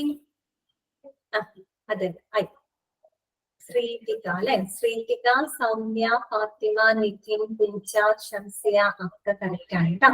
ഒപ്താൽമോളജി ഐ സ്പെഷ്യൽ, അതായത് നേത്ര സംബന്ധമായിട്ടുള്ള ചികിത്സാ വിഭാഗത്തിനെയാണ് നമ്മൾ ഒപ്താൽമോളജി എന്ന് പറയുന്നത്. എഴുതി വെച്ചോളൂ. ബ്രാഞ്ച് ഓഫ് മെഡിസിൻ, സിദ്ധി കറക്റ്റ് ആണ് കേട്ടോ, ആണ്. ഓക്കെ ആണ്. ബ്രാഞ്ച് ഓഫ് മെഡിസിൻ എന്താണ് ഷിഫ? എക്സാമിന് ഫില്ലിംഗ് ദ ബ്ലാങ്ക്സ് ഉണ്ടാവുമോ? ഉണ്ടാവാം കേട്ടോ. എഴുതിക്കോളൂ. Branch of medicine concerned with diagnosis ചികിത്സ നിർണ്ണയം കേട്ടോ. Diagnosis and treatment of eye disorders. കിട്ടിയാ? ഒന്നുകൂടെ വായിക്കാം കേട്ടോ. Branch of medicine concerned with diagnosis and treatment of eye disorders. നേത്ര ചികിത്സാ സംബന്ധമായിട്ടുള്ള മെഡിക്കൽ ഡിപ്പാർട്ട്മെന്റ് ആണ് ഒപ്താൽമോളജി എന്ന് പറയുന്നത്. ഓക്കെ, അപ്പൊ നമ്മള് ടേംസുകളൊക്കെ ഒന്ന് ഫെമിലിയർ ആക്കി വെച്ചു. നിങ്ങൾക്ക് അറിയാവുന്നതാണ് കേട്ടോ, എല്ലാവർക്കും അറിയാവുന്നതാണ്. എല്ലാവരും കറക്റ്റ് ആയിട്ട് തന്നെയാണ് പറഞ്ഞത്. കാഷ്വാലിറ്റി എന്ന് പറഞ്ഞാൽ അത്യാഹിത വിഭാഗം അല്ലെ? എമർജൻസി ഡിപ്പാർട്ട്മെന്റ് ആണ്. കാർഡിയോളജി എന്ന് പറയുമ്പോൾ ഹൃദയ സംബന്ധമായിട്ടുള്ള ചികിത്സാ വിഭാഗം. ഡെർമറ്റോളജി എന്ന് പറയുമ്പോൾ സ്കിന്ന്, ഹെയർ, നെയില് ഇതൊക്കെ ആയിട്ട് ബന്ധപ്പെടുന്ന മെഡിക്കൽ ഡിപ്പാർട്ട്മെന്റ് ആണ്. ഈ ഇയർ, നോസ് ആൻഡ് ത്രോട്ട് അറിയാലോ, ENT അല്ലെ? പിന്നെ ജെറിയാട്രിക്സ് എന്താണ്? വാർദ്ധക്യ സഹജമായ അല്ലെങ്കിൽ വയോജന സംബന്ധമായിട്ടുള്ള അസുഖങ്ങളെയൊക്കെ ഡീൽ ചെയ്യുന്ന ഡിപ്പാർട്ട്മെന്റ് ആണ്. ജനറൽ സർജറി, സർജിക്കൽ പ്രൊസീജിയേഴ്സ് ഒക്കെ ചെയ്യുന്ന മെഡിക്കൽ ഡിപ്പാർട്ട്മെന്റ്. ഹെമറ്റോളജി എന്ന് പറഞ്ഞാൽ ബ്ലഡിന്റെ ഡിസോർഡേഴ്സ് ഒക്കെ ആയിട്ട് ബന്ധപ്പെടുന്ന ഒരു എന്താ പറയാ medical department. That is called haematology. പിന്നെ ഒബ്സ്റ്റെട്രിക്സ് എന്ന് പറഞ്ഞാൽ പ്രസവ ചികിത്സയുമായിട്ടൊക്കെ ബന്ധപ്പെടുന്ന ഡിപ്പാർട്ട്മെന്റ് ആണ് കേട്ടോ. പീഡിയാട്രിക്സ് എന്താണ്? പീഡിയാട്രിക്സ് എന്ന് പറയുന്നത് കുട്ടികളുടെ അല്ലെ ശിശുരോഗം അല്ലെങ്കിൽ ശിശു രോഗ ചികിത്സയുമായിട്ടൊക്കെ ബന്ധപ്പെടുന്ന മെഡിക്കൽ ഡിപ്പാർട്ട്മെന്റ്. പിന്നെ ന്യൂറോളജി എന്താണ്? ന്യൂറോളജി നെർവസ് സിസ്റ്റവുമായിട്ട് ബന്ധപ്പെട്ട അസുഖങ്ങളെയൊക്കെ ചികിത്സിക്കുന്ന ഡിപ്പാർട്ട്മെന്റ് ആണ്. ഓങ്കോളജി എന്ന് പറഞ്ഞാൽ ക്യാൻസർ റിലേറ്റഡ് ആയിട്ടുള്ള ആ ഒരു അസുഖങ്ങളൊക്കെ ഡീൽ ചെയ്യുന്ന ഡിപ്പാർട്ട്മെന്റ്. ദെൻ ലാസ്റ്റ് ഒഫ്താൽമോളജി അല്ലെ, നേത്ര ചികിത്സാ സംബന്ധമായിട്ടുള്ള ആ ഒരു വിഭാഗമാണ് ഒഫ്താൽമോളജി എന്ന് പറയുന്നത്. ഇത് വായിച്ചു കഴിയുമ്പോൾ നിങ്ങൾ ചിന്തിക്കും ഇത് മാത്രമല്ലല്ലോ, ഇനിയും ഉണ്ടല്ലോ ഒത്തിരി ഡിപ്പാർട്ട്മെന്റ്സ് അല്ലെ. നിങ്ങൾക്ക് അറിയാവുന്ന ഒത്തിരി ഡിപ്പാർട്ട്മെന്റ്സ് ഉണ്ട്. പൾമണോളജി ഡിപ്പാർട്ട്മെന്റ് ഉണ്ട്, നെഫ്രോളജി ഡിപ്പാർട്ട്മെന്റ് ഉണ്ട്, ഗൈനക്കോളജി, അങ്ങനെ ഒത്തിരി ഉണ്ട്. അപ്പൊ ഇതെല്ലാം തന്നെ ഇതിനകത്തുണ്ട് കേട്ടോ, ഈ ചാപ്റ്ററിനകത്തുണ്ട്. അതിൽ കുറച്ച് മാത്രമാണ് ഇവിടെ കൊടുത്തേക്കുന്നത്. ഇതൊന്നും ഉൾപ്പെടുത്തിയിട്ടില്ലല്ലോ എന്ന് ചിന്തിക്കേണ്ട. എല്ലാം തന്നെ നമ്മുടെ ഈ ചാപ്റ്ററിനകത്ത് വരുന്നുണ്ട് കേട്ടോ. അപ്പൊ ഇത് കൂടാതെ ഉള്ളതും ഉണ്ട് കേട്ടോ. ഡീറ്റെയിൽഡ് ആയിട്ട് തന്നെ നമുക്ക് പഠിക്കാനുണ്ട്. ക്ലിയർ ആയെന്ന് വിചാരിക്കും. അപ്പൊ നമുക്ക് അടുത്ത പോർഷനിലേക്ക് പോകാം കേട്ടോ. അപ്പൊ ആദ്യം നമ്മൾ പറയുന്നത് ഔട്ട് പേഷ്യന്റ് ഡിപ്പാർട്ട്മെന്റ്, OPD എന്ന് പറഞ്ഞ് പ്രത്യേകം കൊടുത്തേക്കാണ്. ഇത് പ്രത്യേകിച്ച് ഒന്നുമില്ല, നമുക്ക് എല്ലാവർക്കും അറിയാവുന്ന കാര്യങ്ങളൊക്കെ തന്നെയാണ് ഇവിടെ പറയുന്നത്. നമുക്കൊന്ന് ജസ്റ്റ് വായിച്ചു നോക്കാം കേട്ടോ. Out patient department. അപ്പൊ നോക്കി എന്താ പറയുന്നത്, in this department people come to the hospital only for a consultation and not admission. ശരിയല്ലേ? എന്താണ് ഔട്ട് പേഷ്യന്റ് ഡിപ്പാർട്ട്മെന്റ്? ഈ ഒരു ഡിപ്പാർട്ട്മെന്റിലേക്ക് ജനങ്ങൾ വരുന്നത് എന്തിനു വേണ്ടിയിട്ടാണ്? ജസ്റ്റ് ഡോക്ടറിനെ കൺസൾട്ട് ചെയ്യാൻ വേണ്ടി മാത്രമാണ് അല്ലെ. എന്തിനു വേണ്ടിയിട്ടല്ല? നോട്ട് ഫോർ അഡ്മിഷൻ അല്ലെ, അഡ്മിറ്റ് ആവുന്നതിനല്ല. അഡ്മിറ്റ് ആവുന്ന ആൾക്കാരെ നമ്മൾ എന്താ പറയാ? ഇൻപേഷ്യൻസ് എന്നാണ് പറയാ അല്ലെ. അവർ ഇൻപേഷ്യന്റ് ഡിപ്പാർട്ട്മെന്റിൽ പെടുന്നതാണ്. നമ്മളിവിടെ പറയുന്നത് ഔട്ട് പേഷ്യന്റ് ഡിപ്പാർട്ട്മെന്റ് ആണ്. അപ്പൊ അവിടെ ആളുകൾ വരുന്നത് ഡോക്ടറിനെ കൺസൾട്ട് ചെയ്യുന്നതിന് വേണ്ടിയിട്ടാണ്, നോട്ട് ഫോർ അഡ്മിഷൻ. ക്ലിയർ? അടുത്തത്, the patients seek for medical advice from a medication for them to take for a certain period of time. ശരിയല്ലേ? അതായത് ഒരു പ്രത്യേക കാലയളവിലേക്ക്, അല്ലെങ്കിൽ എന്താണ്, ഒരു നിശ്ചിത കാലയളവിലേക്ക് ഒരു ജസ്റ്റ് മിനിറ്റ് കേട്ടോ, ഒരു മിനിറ്റ്.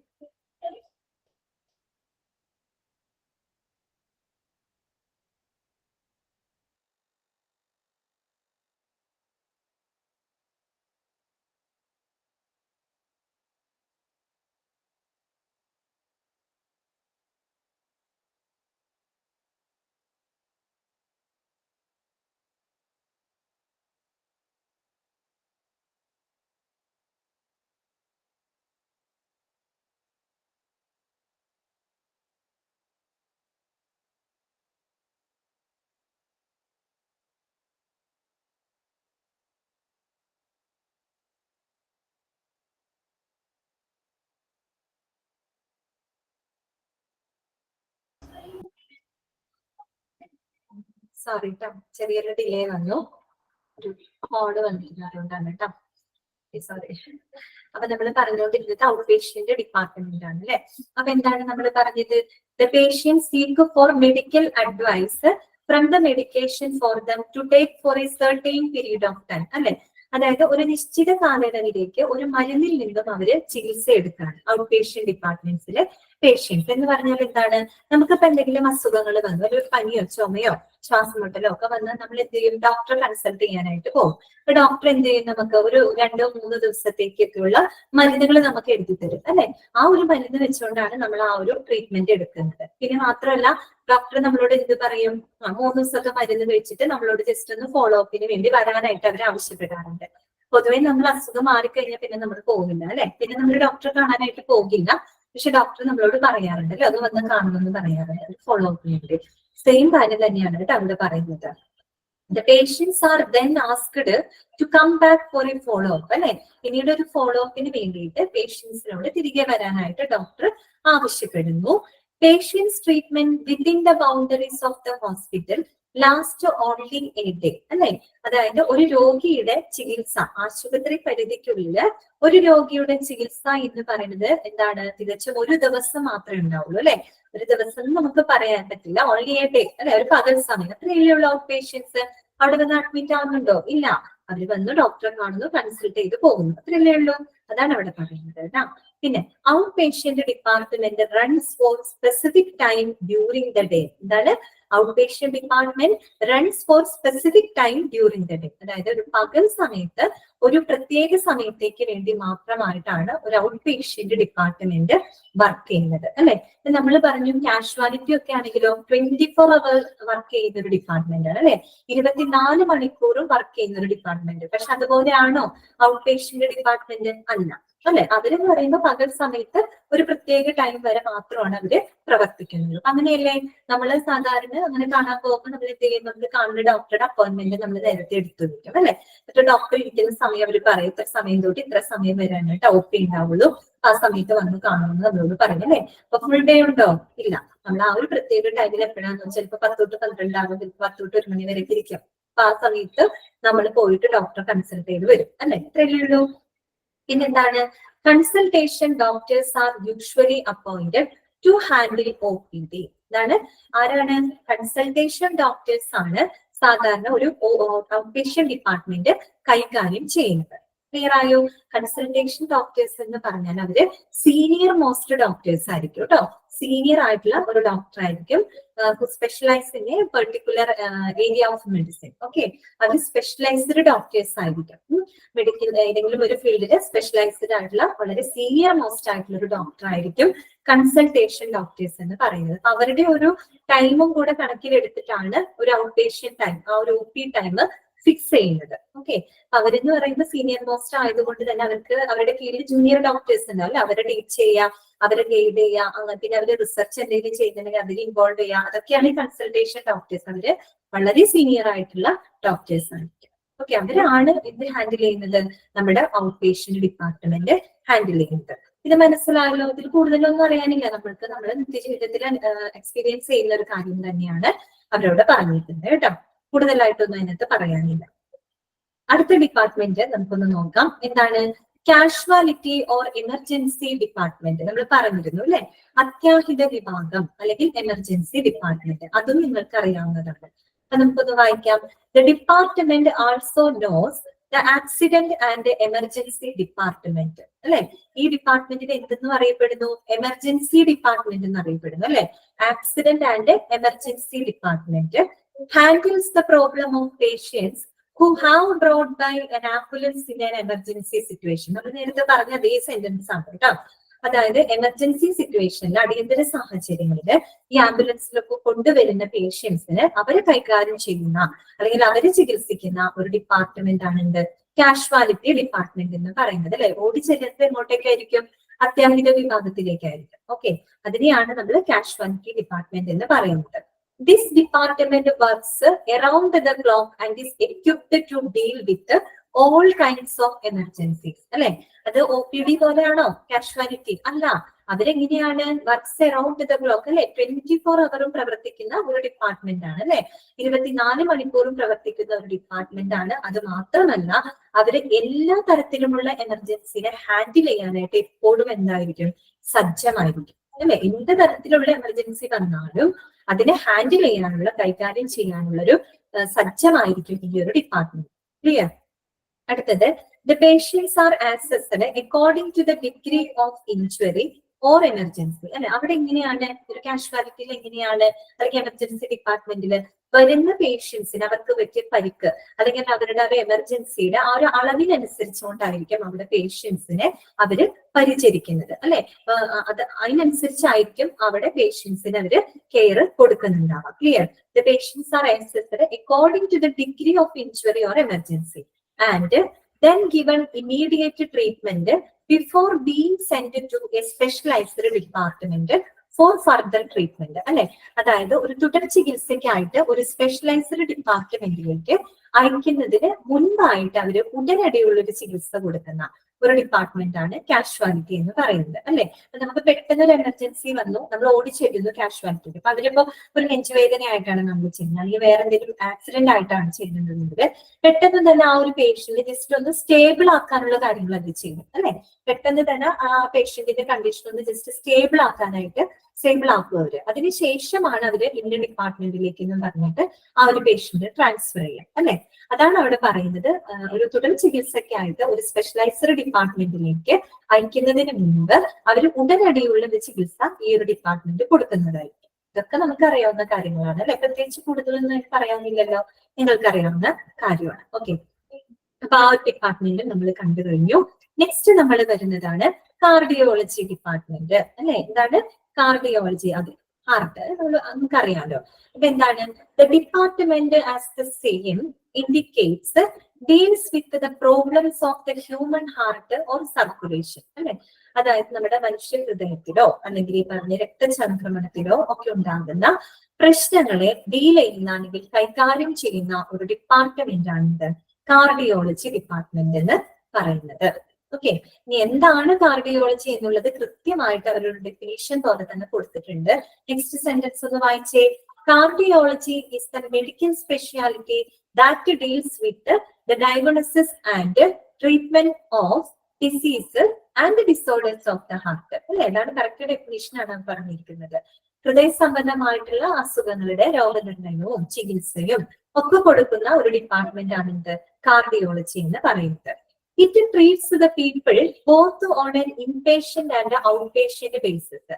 ഇവിടെ എങ്ങനെയാണ് ചികിത്സിക്കുന്ന ഈ ഒരു ഡിപ്പാർട്ട്മെന്റ്, അതായത് ഇൻപേഷ്യന്റ് ഔട്ട് പേഷ്യന്റ് അടിസ്ഥാനത്തിൽ തന്നെ ചികിത്സ കൊടുക്കുന്ന ഒരു ഡിപ്പാർട്ട്മെന്റ് ആണ് കാർഡിയോളജി ഡിപ്പാർട്ട്മെന്റ് എന്ന് പറയുന്നത്. അല്ലാണ്ട് ഇൻപേഷ്യൻസിന് മാത്രമായിട്ട് കൊടുക്കുന്ന ഒരു സേവനമല്ല, അല്ലെങ്കിൽ ഔട്ട് പേഷ്യൻസിന് മാത്രമായിട്ട് ഒരു കൊടുക്കുന്ന ഒരു സേവനം എന്ന് നമുക്ക് പറയാൻ പറ്റില്ല അല്ലെ.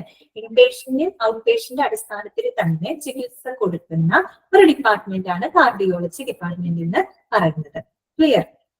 ഇനി അടുത്ത എന്താ പറയുന്നത്? The biggest area of heart disease treated is coronary artery disease. എന്നോട് വായിക്കാം. The biggest area of heart disease treated is coronary artery disease അഥവാ CAD എന്ന് പറയും കേട്ടോ. CAD അതായത് ഈ ഹൃദ്രോഗ ചികിത്സയുമായിട്ട് ബന്ധപ്പെട്ട ഏറ്റവും വലിയൊരു വിഭാഗം എന്ന് പറയുന്നത്, ബിഗ്ഗസ്റ്റ് ഏരിയ എന്ന് പറയുന്നത് എന്താണ് അവിടെ പറയുന്നത്? കൊറോണറി ആർട്ടറി ഡിസീസ് ആണ് അല്ലെ. CAD എന്നാണ് പൊതുവെ ഡോക്ടേഴ്സ് ഒരു മെഡിക്കൽ ടേം യൂസ് ചെയ്യാറുണ്ട്. CAD എന്നാണ് പറയാ കേട്ടോ. CAD CAD. CAD എന്ന് വെച്ചാൽ എന്താണ്? ഫുൾ ഫോം എന്താണ്? Coronary artery disease. ക്ലിയർ? അപ്പൊ എന്താണ് കൊറോണറി ആർട്ടറി ഡിസീസ് എന്ന് നിങ്ങൾ കേട്ടിട്ടുണ്ടോ? കൊറോണറി ആർട്ടറി ഡിസീസ് എന്ന് പറഞ്ഞു കഴിഞ്ഞാല് ആദ്യം തന്നെ കൊറോണറി ആർട്ടറീസ് എന്താണെന്ന് നമ്മളൊന്ന് അറിഞ്ഞിരിക്കും. ജസ്റ്റ് ഒന്ന് പറയാം കേട്ടോ. അതെന്താണെന്നൊന്നും നിങ്ങളോട് ചോദിക്കില്ല, പക്ഷെ ഈ ടേം ഇവിടെ വന്നിട്ടുണ്ടല്ലോ, അപ്പൊ നമ്മളൊന്ന് അറിഞ്ഞിരിക്കണം. എന്താണ് coronary artery disease? Coronary arteries എന്ന് പറഞ്ഞു കഴിഞ്ഞാൽ, ആർട്ടറി എന്ന് പറഞ്ഞാൽ ധമനി എന്നാണ് കേട്ടോ അർത്ഥം. ധമനി നിങ്ങൾ കേട്ടിട്ടില്ലേ? സിരാധമനി എന്നൊക്കെ കേട്ടിട്ടില്ലേ? അപ്പൊ അതിനകത്ത് ധമനി എന്ന് പറയുന്നതാണ് ആർട്ടറി കേട്ടോ. മറ്റേ സിര എന്ന് പറയുന്നത് ഇംഗ്ലീഷിൽ വെയിൻ എന്നാണ് പറയുക. വെയിൻ എന്നാണ് കേട്ടോ പറയുന്നത്. ഓക്കെ, അപ്പൊ കൊറോണറി ആർട്ടറീസ് എന്ന് പറഞ്ഞാൽ നമ്മളുടെ ഹൃദയത്തിന് ഓക്സിജനേറ്റഡ് ബ്ലഡ് കൊടുക്കുന്ന ധമനികളെയാണ് നമ്മൾ കൊറോണറി ആർട്ടറീസ് എന്ന് പറയുന്നത്. മനസ്സിലായല്ലോ? ഹൃദയത്തിലേക്ക് രക്തം കൊടുക്കുന്ന എങ്ങനെയുള്ള ബ്ലഡ് ആണ്? ഓക്സിജനേറ്റഡ് ബ്ലഡ് കൊടുക്കുന്ന ആ ഒരു ആർട്ടറീസിനെയാണ്, അല്ലെങ്കിൽ ധമനികളെയാണ് നമ്മൾ കൊറോണറി ആർട്ടറീസ് എന്ന് പറയുന്നത്. പല എന്താണ് കുഴലുകളാണല്ലോ? ധമനിയാണ്, കുഴലല്ല, ബ്ലഡ് വെസൽ ആണല്ലോ ധമനി കേട്ടോ. ധമനി എന്നാണ് അതിന് പറയുക. വെയിൻസ്, മറ്റെന്താണ് ആർട്ടറി എന്നൊക്കെ പറയും. കുഴലുകൾ തന്നെയാണ് കേട്ടോ, ബ്ലഡ് വെസൽ തന്നെയാണ് കേട്ടോ. അസ്ഥിക്ക് രക്തക്കുഴലുകൾ. ഓക്കെ, അപ്പൊ ഇതെന്താണ്? കൊറോണറി ആർട്ടറിയാണ്. ഓക്കെ, ബ്ലഡ് മറ്റേ നമ്മുടെ ഹാർട്ടിലേക്ക് ഓക്സിജനേറ്റഡ് ബ്ലഡ് കൊടുക്കുന്ന ആർട്ടറീസ് ആണ് കൊറോണറി ആർട്ടറീസ് എന്ന് പറയുന്നത്. അപ്പൊ നമ്മുടെ ശരീരത്തിൽ പ്രധാന 2 കൊറോണറി ആർട്ടറീസ് ഉണ്ട് കേട്ടോ. റൈറ്റ് കൊറോണറി ആർട്ടറി ഉണ്ട്, ലെഫ്റ്റ് കൊറോണറി ആർട്ടറി ഉണ്ട്. അപ്പോ ഈ പറഞ്ഞ കൊറോണറി ആർട്ടറിയിലൂടെ ബ്ലഡ് ഹൃദയത്തിലേക്ക് പോകുന്നുണ്ട്. ഓക്കെ, അങ്ങനെ പോകുന്ന സമയത്ത് അതിനകത്ത് എന്തുണ്ടാവും? ഈ ഒരു ബ്ലഡിനകത്ത് എന്തുണ്ടാവും? കൊളസ്ട്രോൾ ഉണ്ടാവും. അതായത് നമ്മുടെ ഭക്ഷണത്തിലൂടെയൊക്കെ നമ്മുടെ ശരീരത്തിനകത്തേക്ക് ചെല്ലുന്ന കൊളസ്ട്രോള്, ഫാറ്റ്സ് ഒക്കെ ഉണ്ടായിരിക്കും. അപ്പൊ ഈ ഒരു രക്തത്തിലൂടെ കൊളസ്ട്രോൾ അതിൽ കൂടെ പാസ് ചെയ്യുമ്പോൾ എന്തുണ്ടാവും? ഈ കൊളസ്ട്രോള് ഈ ആർട്ടറിയിൽ സ്റ്റിക്ക് ചെയ്യാൻ തുടങ്ങും, അതായത് പറ്റി പിടിച്ചിരിക്കാനായിട്ട് തുടങ്ങും.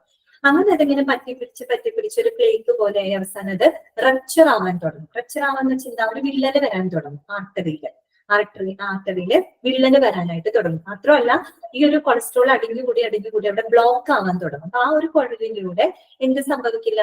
നമ്മുടെ ഈ ഓക്സിജനേറ്റഡ് ബ്ലഡ് നല്ല ഫ്ലുവന്റ് ആയിട്ട് ഒഴുകില്ല ഹാർട്ടിലോട്ട്. അപ്പൊ എന്ത് സംഭവിക്കും? അവിടെ ബ്ലോക്ക് ആവും. ഓക്കെ, ബ്ലോക്ക് ആവും. അപ്പൊ അങ്ങനെ ഒരു റപ്ചർ ആകുന്ന ഒരു അവസ്ഥയിലാണ് ഈ പറഞ്ഞ ആ ഒരു അവസ്ഥേനെയാണ് നമ്മൾ കൊറോണറി ആർട്ടറി ഡിസീസ് എന്ന് പറയുന്നത്. അപ്പൊ ഈ റപ്ചർ ആവാൻ തുടങ്ങുമ്പോഴാണ് ഇതിന്റെ സൈൻസും സിംറ്റംസും ഒക്കെ പുറത്തേക്ക് വരുന്നത്. ഓക്കെ, അതിന്റെ ലക്ഷണങ്ങളൊക്കെ പുറത്തു വന്ന് തുടങ്ങുന്നത്. സാധാരണ നമ്മുടെ ഹാർട്ട് അറ്റാക്കിന് കാരണമാകുന്ന റീസൺസ് ഉണ്ടല്ലോ, അതൊക്കെ തന്നെയാണ് കൊറോണറി ആർട്ടറി ഡിസീസിനും കാരണമാകുന്നത്. മനസ്സിലായല്ലോ? അത് നമ്മുടെ ഹൃദയത്തിലേക്ക് ഓക്സിജനേറ്റഡ് ബ്ലഡ് കൊടുക്കുന്ന ആർട്ടറീസ്, ധമനികളെയാണ് നമ്മൾ കൊറോണറി ആർട്ടറീസ് എന്ന് പറയുന്നത്. ബ്ലഡ് വെസൽ എന്നും പറയാം കേട്ടോ. അതിലൂടെ നമ്മുടെ ബ്ലഡ് പാസ് ചെയ്യുമ്പോൾ ഈ പറയുന്ന കൊളസ്ട്രോൾ ഉണ്ടാവും. നമ്മൾ ഭക്ഷണത്തിലൂടെയൊക്കെ കഴിക്കുന്ന കൊളസ്ട്രോൾ, ഫാറ്റ് ഒക്കെ ഈ രക്തത്തിലൂടെ പാസ് ചെയ്യുമ്പോൾ അത് ഈ പറഞ്ഞ ആർട്ടറിയിൽ ഇങ്ങനെ സ്റ്റിക്ക് ചെയ്ത് പറ്റിപ്പിടിച്ച് അവരൊരു ബ്ലോക്ക് ഉണ്ടാവുകയാണ്. ബ്ലോക്ക് ഉണ്ടാവുകയും എന്തുണ്ടാവും, ഇനി പറഞ്ഞ ബ്ലഡ് ഫ്ലുവന്റ് ആയിട്ട് എവിടേക്ക് പോവില്ല, ഹാർട്ടിലേക്ക് ഒഴുകി ചെല്ലില്ല, അവിടെ ബ്ലോക്ക് വരുന്ന ഒരവസ്ഥ. Okay, that is called coronary artery disease. അപ്പൊ വേണമെങ്കിൽ ജസ്റ്റ് ഒന്ന് എഴുതി വെച്ചോളൂ. എന്താണ് കാഡ് എന്ന് പറയും കേട്ടോ. കാഡ് എന്നാണ് പറയാ. നമ്മളിങ്ങനെ നീട്ടി വലിച്ചൊന്നും പറയാറില്ല, കാഡ് എന്നാണ് പറയാ കേട്ടോ. ജസ്റ്റ് വേണമെങ്കിൽ എഴുതി വെച്ചോളൂ, അറിയാത്തവർക്ക് എഴുതി വെച്ചോളൂ. എന്താണിത്? It is A narrowing or blockage of coronary arteries which supply oxygen rich blood to your heart. എന്താണ് കാഡ് എന്നാണ് കേട്ടോ പറയുന്നത്. കൊറോണറി ആർട്ടറി ഡിസീസ്, കാഡ് എന്നാണ് പറയുക. This disease is a narrowing. Narrow ആവാന്ന് വെച്ചാൽ എന്താണ്, ആ ഒരു ബ്ലഡ് വെസലിലൂടെ അല്ലെങ്കിൽ ആർട്ടറിയിലൂടെ ഇങ്ങനെ കൊളസ്ട്രോൾ ഒക്കെ ആയി നിറഞ്ഞ് അത് ബ്ലോക്ക് ആയി കഴിഞ്ഞാൽ ആ കുഴൽ എന്താവും, ആ കുഴലിന്റെ ചുരുങ്ങും, അത് അല്ലെ, നാരോ ആയി തുടങ്ങും.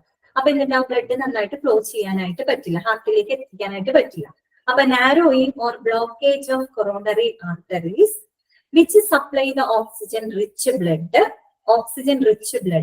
To your heart. ക്ലിയർ ആയല്ലോ? ഓക്കെ. അപ്പൊ അതാണ് കൊറോണറി ആർട്ടറി ഡിസീസ്, കാഡ് എന്ന് പറയുന്നത്. അതിന് എക്സാമ്പിൾ ആണ് എന്ത് പറയുന്നത്, ആൻജിന. ആൻജിന എന്ന് നിങ്ങൾ എന്താണ് ഒന്നുകൂടെ പറയണോ? ഒന്നുകൂടെ പറയാം. കാഡ് എന്താണെന്നാണ്. This disease is A narrowing NARROWING narrowing or blockage ആവാം, ബ്ലോക്കേജ് കേട്ടോ, BLOCKAGE, blockage of coronary arteries, coronary arteries, coronary arteries, ARTERIES, coronary arteries which supply supply oxygen rich blood to your heart. Okay, കിട്ടിയില്ലേ സ്ഥിതിന്? അപ്പൊ അതിന് example ആയിട്ട് പറയുന്നത് ആൻജിനയാണ് കേട്ടോ. Angina എന്ന് പറഞ്ഞാൽ എന്താണെന്നറിയാമോ? ഈ പറഞ്ഞ കൊറോണറി ആർട്ടറി ഡിസീസ് വരുന്ന സമയത്ത് ഞാൻ പറഞ്ഞല്ലോ ബ്ലോക്ക് വരുമല്ലോ. അപ്പൊ ബ്ലോക്ക് വരുമ്പോൾ വേണ്ടത്ര ഓക്സിജൻ ഹൃദയത്തിലേക്ക് എത്തില്ല. അപ്പൊ നമുക്ക് അനുഭവപ്പെടുന്ന ഒരു ശക്തമായിട്ടുള്ള ഒരു നെഞ്ചുവേദന. ഓക്കെ, ശക്തമായിട്ടുള്ള ഒരു നെഞ്ചുവേദനയാണ് നമ്മൾ ആൻജിന എന്ന് പറയുന്നത് കേട്ടോ. ആൻജിന എന്താണെന്ന് മനസ്സിലായോ? അത് കൊറോണറി ആർട്ടറി ഡിസീസ് മൂലം ഉണ്ടാവുന്നതാണ്. അപ്പൊ ബ്ലോക്കേജ് വരുമല്ലോ, ബ്ലോക്ക് ആവുമല്ലോ. അപ്പൊ സ്വാഭാവികമായിട്ടും ഓക്സിജനേറ്റഡ് ബ്ലഡ് ഹാർട്ടിലേക്ക് എത്തില്ല. അപ്പൊ നമുക്ക് അനുഭവപ്പെടുന്ന അതിശക്തമായിട്ടുള്ള ഭയങ്കര ശക്തമായിട്ടുള്ള ഒരു നെഞ്ചുവേദന നമുക്ക് അനുഭവപ്പെടും. അതിനെയാണ് ആൻജിന എന്ന് പറയുന്നത്. കേട്ടല്ലോ? പിന്നെന്താ പറയുന്നത്?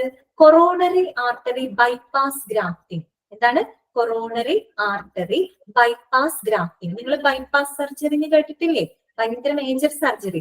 ഇതൊരു അസുഖമല്ല കേട്ടോ. കൊറോണറി ആർട്ടറി ബൈപ്പാസ് ഗ്രാഫ്റ്റിംഗ് എന്ന് പറയുന്നത് അസുഖമല്ല, അതൊരു പ്രൊസീജിയർ ആണ് കേട്ടോ. അതായത് ഇങ്ങനെ പ്രശ്നം വന്നു കഴിഞ്ഞാൽ അതിന് ചെയ്യുന്ന ഒരു പ്രൊസീജിയർ ആണ്, ഒരു നടപടിക്രമമാണ്. എന്തെന്ന് പറയുന്നത് coronary artery bypass grafting. CABG എന്നാണ് കേട്ടോ പറയാം ഡോക്ടേഴ്സ്. CABG എന്നാണ് പറയാ അവര്. CABG ആ ഒരു ടേം അവർ യൂസ് ചെയ്യുക. CABG CABG എന്നാണ് അവർ പറയാ. സംഭവം എന്താ? ബൈപ്പാസ് സർജറിയാണ് കേട്ടോ. അതാണ് ഈ കൊറോണറി ആർട്ടറി ബൈപ്പാസ് ഗ്രാഫ്റ്റിംഗ്. അതാണ് CABG എന്ന് പറയുന്നത്. CABG എന്നാണ് ഡോക്ടേഴ്സ് യൂസ് ചെയ്യുക. സംഭവം വേറൊന്നുമല്ല, നമ്മുടെ ബൈപ്പാസ് സർജറിയാണ് കേട്ടോ. അത് എന്താണെന്ന് വെച്ചാൽ ഈ പറഞ്ഞ കൊറോണറി ആർട്ടറി ഡിസീസ് മൂലം ഉണ്ടാകുന്നതാണ്. അപ്പൊ നമുക്ക് മനസ്സിലാവാനായിട്ട് ഞാനൊരു എക്സാമ്പിൾ കൂടെ പറയാം. അപ്പൊ നമ്മള് വീട്ടിലേക്ക് പോവാണ്. ഓക്കെ, നമ്മൾ വീട്ടിലേക്ക് പോകുന്ന സമയത്ത് ആ വീട്ടിലേക്ക് പോകുന്ന വഴിയിൽ ഒരു മരം വീണെന്ന് വിചാരിക്കും. അപ്പൊ നമുക്ക് എന്ത് ചെയ്യാൻ പറ്റും? നമുക്ക് വീട്ടിലേക്ക് എത്താൻ പറ്റും. നമ്മൾ സാധാരണ പോണ വഴിക്ക് നമുക്ക് എത്താൻ പറ്റില്ല അല്ലെ? അപ്പൊ നമ്മൾ എന്ത് ചെയ്യും? ആ മരം വീണ് കിടക്കുന്നതുകൊണ്ട് നമുക്ക് വീട്ടിലോട്ട് എത്താൻ പറ്റില്ല. അപ്പൊ നമ്മൾ എന്ത് ചെയ്യും? വേറെ ഏതെങ്കിലും വഴിയിലൂടെയൊക്കെ കറങ്ങി തിരിഞ്ഞ് റീറൂട്ട് ചെയ്തിട്ട് നമ്മള് നമ്മുടെ വീട് എന്ന് പറയുന്ന ആ ലക്ഷ്യസ്ഥാനത്തേക്ക് എത്തും അല്ലെ? ഓക്കെ, അതേപോലെ തന്നെ ഹാർട്ടിന്റെ കാര്യത്തിലും വിചാരിച്ചാൽ മതി.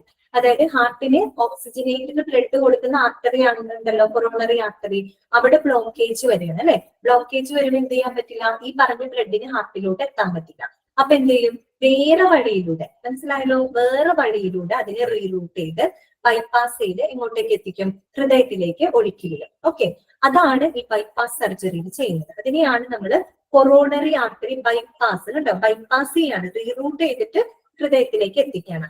അതിനെയാണ് നമ്മൾ കൊറോണറി ആർട്ടറി ബൈപ്പാസ് ഗ്രാഫ്റ്റിംഗ് എന്ന് പറയുന്നത്. ഇവിടെ ഗ്രാഫ്റ്റിംഗ് എന്ന് പറയാൻ കാരണം എന്താണെന്നറിയോ? ഇപ്പൊ ഞാനൊരു കാര്യം പറയട്ടെ, ഈ വീടിന്റെ കേസ് ഞാൻ പറഞ്ഞു. വീടിന്റെ ഫ്രണ്ടിൽ ഒരു മരം വീണു എന്ന് പറഞ്ഞു. ഈ മരം വീഴുന്ന സമയത്ത് ഒന്നില്ലെങ്കിൽ നമുക്ക് എന്ത് ചെയ്യാം? ആ മരം വെട്ടി മാറ്റാം, അല്ലെ? മരം വെട്ടി മാറ്റി അങ്ങോട്ട് ഇങ്ങോട്ട് ഇട്ടിട്ട് ആ വഴി ക്ലിയർ ചെയ്ത് നമുക്ക് വീട്ടിലോട്ട് പോകും. ഇനി ചിലപ്പോ ഈ മരം വെട്ടി മുറിച്ച് മാറ്റാൻ നമുക്ക് സ്ഥലമില്ല എന്ന് വിചാരിക്കും, അങ്ങോട്ടും ഇങ്ങോട്ട് സ്ഥലമില്ല എന്ന് വിചാരിക്കും. അപ്പൊ നമ്മൾ എന്ത് ചെയ്യേണ്ടി വരും? വേറെ വഴി ഉണ്ടാക്കേണ്ടി വരും. അത് തന്നെയാണ് ഇവിടെ സംഭവിക്കുന്നത്. ഇപ്പൊ കൊറോണറി ആർട്ടറിയിൽ ബ്ലോക്ക് ഉണ്ടാകുമ്പോൾ വേണമെങ്കിൽ ആൻജിയോപ്ലാസ്റ്റി ചെയ്തിട്ട് നമുക്ക് ആ ബ്ലോക്കേജ് വേണമെങ്കിൽ എടുത്ത് മാറ്റാം. ബ്ലോക്കേജ് മാറ്റിയിട്ട് അതിലൂടെ തന്നെ ഫ്ലോ ചെയ്ത് വിടാം. ചിലപ്പോൾ ചില കേസിൽ ബ്ലോക്കേജ് നമുക്ക് മാറ്റാൻ പറ്റില്ല എന്ന് പറഞ്ഞാൽ ആ ഒരു രോഗിയുടെ അവസ്ഥയ്ക്ക് അനുസരിച്ച് ചിലപ്പോൾ ബ്ലോക്ക് മാറ്റാൻ പറ്റില്ല. അപ്പൊ അവരെന്ത് സജസ്റ്റ് ചെയ്യും? ബൈപ്പാസ് സർജറി ചെയ്തോളാം പറയും. ബൈപ്പാസ് സർജറിക്കകത്ത് എന്താ ചെയ്യുന്നതെന്ന് അറിയാമോ? നമ്മുടെ ശരീരത്തിൽ നിന്ന് തന്നെ മറ്റേതെങ്കിലും ആർട്ടറീസ് എടുത്തിട്ട് ഈ പറഞ്ഞ കൊറോണറി ആർട്ടറിയോട് അറ്റാച്ച് ചെയ്ത് വെക്കാം. ബൈപ്പാസ് ചെയ്യുന്നതാണ്, റീറൂട്ട് ചെയ്ത് വിടാനായിട്ട് ബ്ലഡിനെ അറ്റാച്ച് ചെയ്യാം. ഈ പറഞ്ഞ ബ്ലോക്കിന്റെ മുകളിലോ താഴെയോ ആയിട്ട് അറ്റാച്ച് ചെയ്തിട്ട് ആ വഴിയിലൂടെ, ഇവിടെ ബ്ലോക്ക് ആയിട്ട് പോകാൻ പറ്റുന്നില്ലല്ലോ, അപ്പൊ ആ വഴിയിലൂടെ വരുന്ന ബ്ലഡിനെ ഇപ്പുറത്തെ ഈ പുതിയ എന്താ പറയാ ആർട്ടറി ഉണ്ടല്ലോ, വെച്ച് പിടിപ്പിച്ച ആർട്ടറിയിലൂടെ റീറൂട്ട് ചെയ്തിട്ട് എങ്ങോട്ടേക്ക് എത്തിക്കും?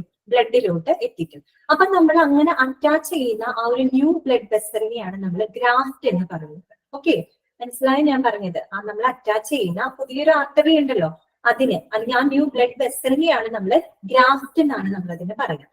അതുകൊണ്ടാണ് അതിന്റെ പേരെന്ന് പറയുന്നത് കൊറോണറി ആർട്ടറി ബൈപ്പാസ് ഗ്രാഫ്റ്റിംഗ്. കേട്ടോ, ഗ്രാഫ്റ്റിംഗ് എന്ന് പറഞ്ഞാൽ പുതിയത് നമ്മൾ അറ്റാച്ച് ചെയ്യുന്ന ആ ഒരു ബ്ലഡ് വെസലിനെയാണ് നമ്മൾ ഗ്രാഫ്റ്റ് എന്ന് പറയുന്നത്. സത്യം പറഞ്ഞ ഒന്നുമില്ല, ബൈപ്പാസ് സർജറി തന്നെയാണ് കേട്ടോ ഉദ്ദേശിക്കുന്നത്. ക്ലിയർ ആയല്ലോ? അപ്പൊ ഇതൊന്നും എന്താന്ന് ചോദിക്കില്ല, നിങ്ങളുടെ അറിവിലേക്കായിട്ട് ഞാൻ പറഞ്ഞത് മാത്രം കേട്ടോ. അതൊരു മേജർ സർജറിയാണ്.